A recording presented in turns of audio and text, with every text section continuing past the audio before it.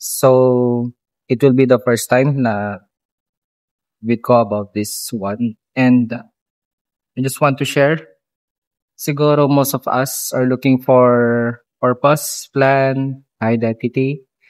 And one verse that comes through my mind and through my heart na rin is on 2 Corinthians chapter 5 verse 17. It says, if any man be in Christ, he is a new creature. All things are passed away. Behold, all things are become new.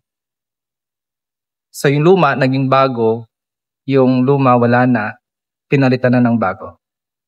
And siguro sa atin, siguro dahil din sa channel na to na most of the time, it's about travel, it's all about life. And right now, we are traveling in this life na naghahanap tayo ng identity and purpose. Meron tayong pinupuntahan na destination, may gusto tayong puntahan.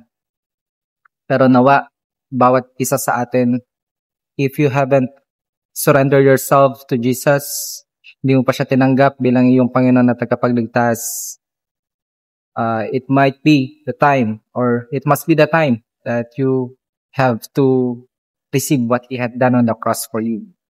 Mahal ka niya at binigay niya yung buhay niya para sa'yo. On John 3:16, binigay niya kanyang buhay para sa atin, binigay niya kanyang bugtong na anak para sa atin. And with that, doon na pumapasok the moment that you surrendered your life, the moment that you receive Him as your personal Lord and Savior, doon nag-start yung identity natin. Kaya kung minsan magtataka ka, bakit hinahanap mo sa ganito, hinahanap mo sa ganyan, hinahanap mo sa iba-ibang mga tao, activities, goals sa buhay, pero nawa, mahanap natin yung identity natin kay Christ. And most of the time, kapag natagpuan mo na yung identity na binibigay sa'yo ng Panginoon, and the more na nakilala mo yung character and identity na meron siya, dun yung pagkakataon na mas malilive out mo yung life how it is supposed to be. Dahil sabi nga sa Biblia din, He had come that we might have life in all of its fullness. On John chapter 15, I think. Kasi kung doon sa verse 5, without me, you can do nothing. So hanap tayo ng identity sa kung saan. Karnawa, this moment that you received Jesus Christ as your Lord and Savior started the recognition of this new identity which God had given to you.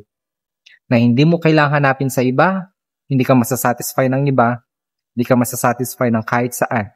Mag-travel ka man kahit saan, pumunta ka man kahit saan, magkaroon ka man ng kahit ano, it will leave you empty. Kaya pinakamahalaga, check where your identity is. Your identity is always with the Lord. 2 Corinthians 5:17 again. Therefore, if any man be in Christ, he is a new creature. All things are passed away. Behold, all things are become. So, yeah. God bless.